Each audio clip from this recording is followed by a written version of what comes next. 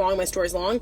I am just so sick of people doing this thing where we are making training for women and menstruating individuals so much more complicated than it needs to be. A population that already historically trains like less than is necessary, avoids proper training, avoids well-structured training, or abuses the wrong types of exercise, and then we prey on them, right?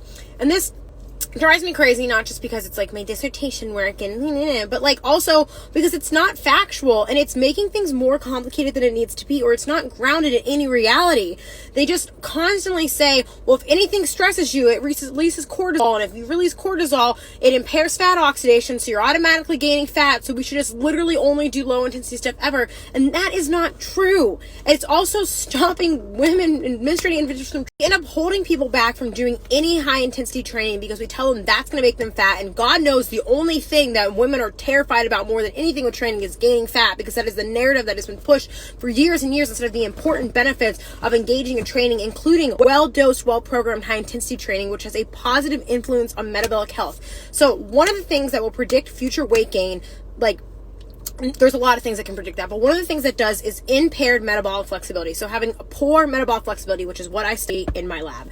And this will predict this in the long term. And you know what is directly related to your metabolic flexibility or your capacity to use fat appropriately? Your fitness status, aerobic training status, physical activity level. These are strongly and directly related to these things. And so by telling women and menstruating individuals that they should not engage in these types of activities like 50% of the month, we were quite literally actually harming them metabolically rather than helping them. So what should we actually be telling people, and what should we do? Because some of these things all come with small slivers of truth. High intensity training does increase your cortisol response to exercise.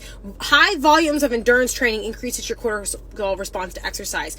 And also these things are going to be more of a big deal in the night where your cortisol is lower versus the morning where it's naturally higher. And as you train and adapt, your body will adapt to the stress, but it still happens. And yes, cortisol increases encourages glucose release and inhibits fat oxidation because it just favors carbohydrate metabolism, but that doesn't make it bad. What happens is that historically, women specifically love to abuse high intensity training because they are also told that high intensity training is the only way that you can lose fat and burn fat. So we have this contradicting information that's telling them that these things are both making them lose fat and gaining fat at the same time, which leaves them probably frustrated and not engaging in activity at all. So what should we actually do? We should appropriately periodize into cortisol being released in response to exercise happens. It's not inherently a bad thing. It's just like inflammation. Too much of it can be a bad thing, but it itself alone is not necessarily a bad thing.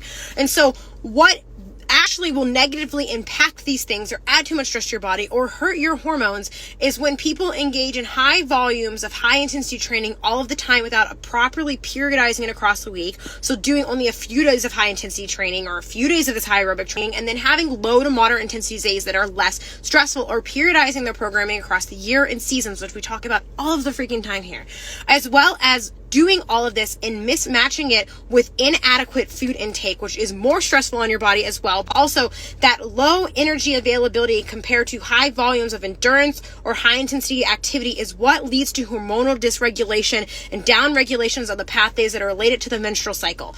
But engaging in high intensity activity or endurance activity is an important mechanism for improving aerobic fitness status and ability to oxidize fat both in the postprandial, post-meal state, during exercise, and day to day. These lead to positive adaptations in fat oxidation. And whether or not you are trying to lose weight or not, having a more favorable fat oxidation response is a healthy, good response. We want that. And engaging in these types of training helps promote that. And it helps do that in women as well.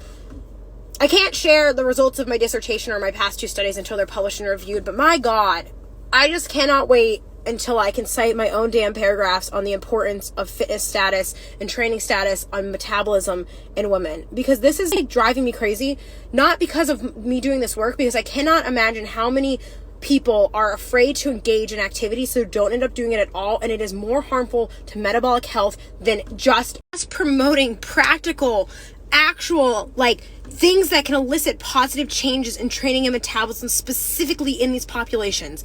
Like, all we're doing is just creating a new don't be afraid of being bulky and wrapping it with a new fucking bow.